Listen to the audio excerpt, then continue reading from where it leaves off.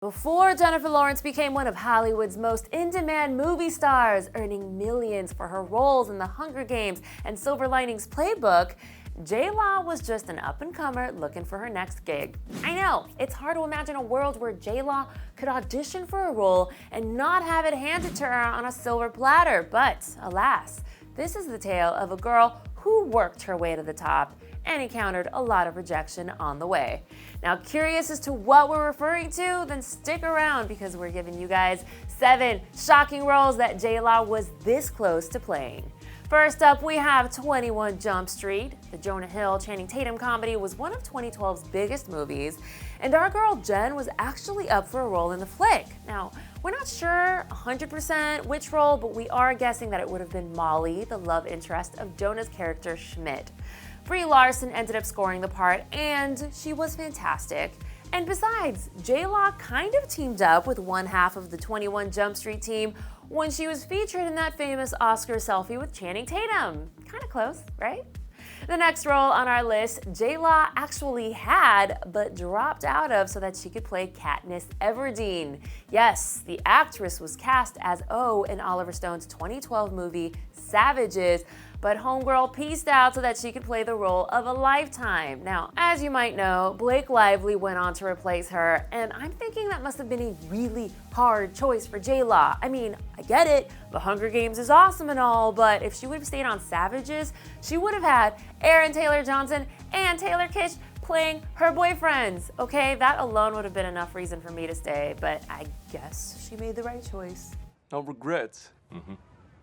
Katniss Everdeen is an important literary figure, but there's another book-to-movie character that Jen almost played on the big screen, and that would be Lisbeth Salander in the 2011 movie The Girl with the Dragon Tattoo.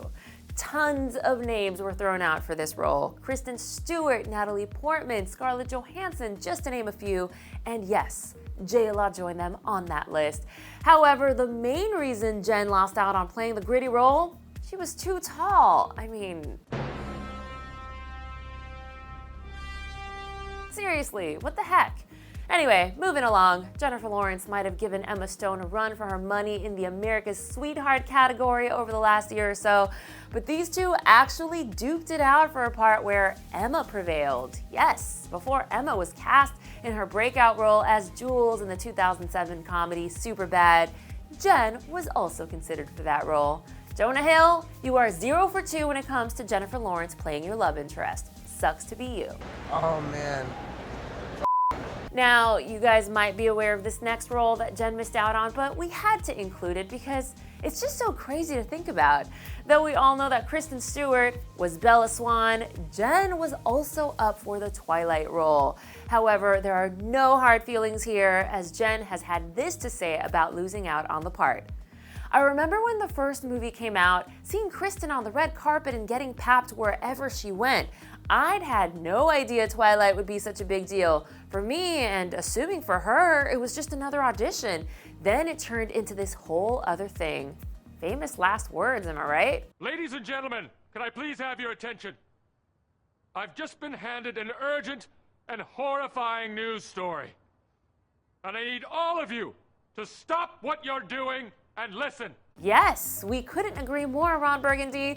We also find it utterly horrifying that Jen was offered a role in Anchorman II, but had to decline due to scheduling conflicts. I think she would have fit in very nicely with the gang, don't you think?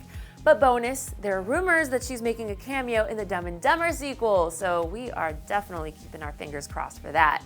And last, but certainly not least, a role that Jen missed out on, Han Solo. I know, that's confusing. Let me explain. So when news of the Star Wars reboot came out, for some reason, fans really wanted Jen to take over the legendary Harrison Ford role.